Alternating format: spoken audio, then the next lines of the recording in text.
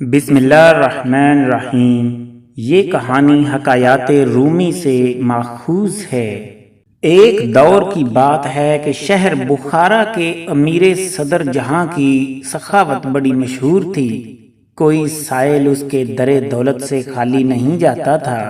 صبح و شام دریائے فیض و سخاوت رواں رہتا تھا۔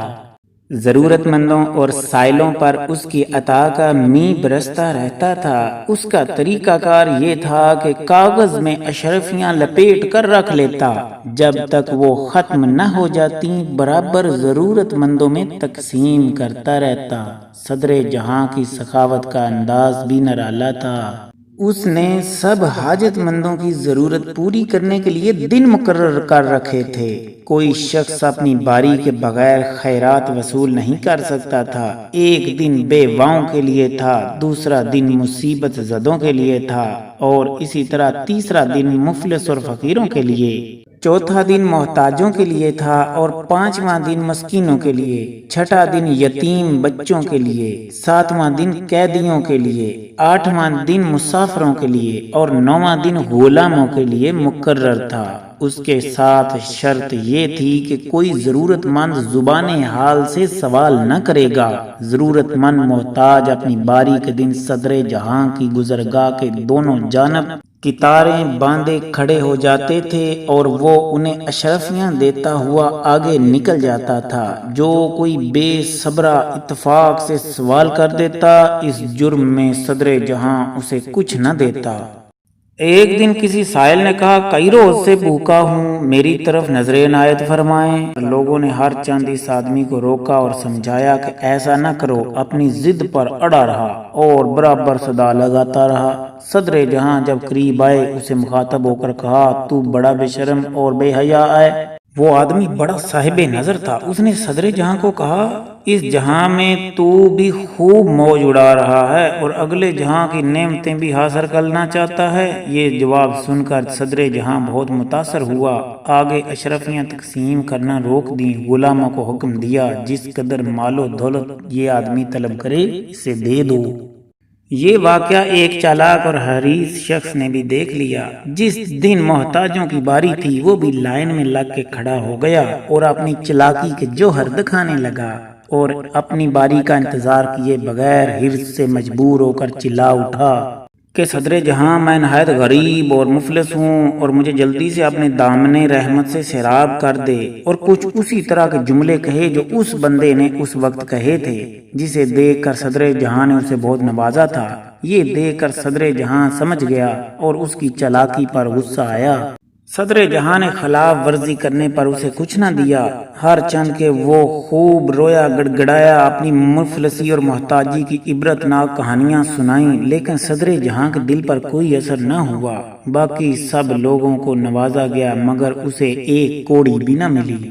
دوسرے دن وہی آدمی اپنے دونوں پیروں پر پٹیاں لپیٹ کر معذوروں کی صف میں جا بیٹھا، تاکہ دیکھنے والے ترس کھائیں کہ بیچارہ معذور ہے، اس کے دونوں پاؤں ٹوٹے ہوئے ہیں۔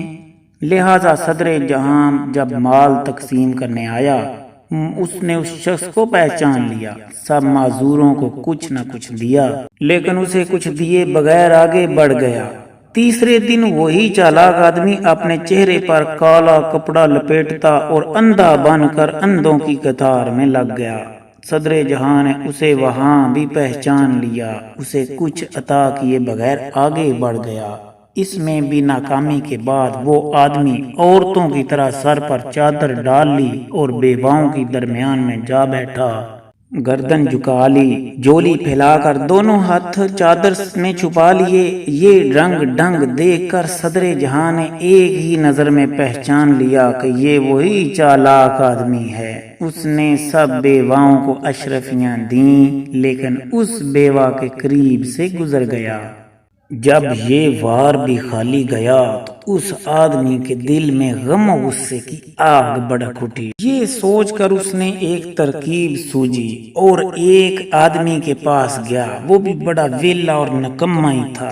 اس نے اسے جا کے سارا قصہ سمجھایا اور سنایا، اور اسے کہا کہ آپ اس طرح کرو کہ مجھے ایک کفن میں لپیٹ کر سرے راہ رکھ دو، جس طرح کہ کوئی جنازہ سرے راہ پڑا ہوا ہے اور ایسی لاش کہ جس کا پوچھنے والا کوئی نہیں، اگر کوئی پوچھے تو خاموشی کے ساتھ مجھ سے کہہ دینا کہ مجھے تو کفن دفن کے پیسے نہیں ہیں، تو اسی طرح پڑا ہوں، مجھے تو دفن کرنے تک کی مہلت نہیں اور نہ ہی وسائل ہیں، سوچ رہا ہوں کہ کوئی آدمی تھوڑے بہت پیسے دے تو اس کا انتظام بھی کر دوں کہ اسے میں دفن کر سکوں۔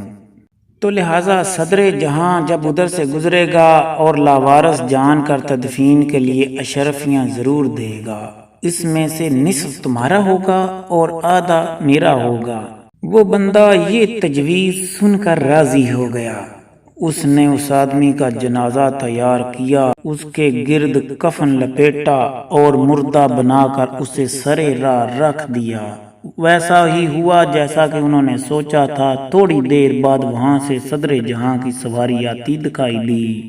جب صدر جہاں نزدیک آیا، اس نے دیکھا کہ ایک لاش کفن میں لپٹی پڑی ہے اور قریب ایک شخص غمگین صورت بنائے بیٹھا ہے۔ صدر جہاں نے اشرفیوں کی ایک تھیلی اس میت پر پھینک دی۔ اس آدمی نے فوراً کفن کے اندر سے ہاتھ باہر نکالا اور اشرفیوں کی تھیلی قبضے میں لے لی۔ اس طرح کا اچانک تماشا دیکھ کر صدر جہاں بھی حیران ہوا اور رک گیا۔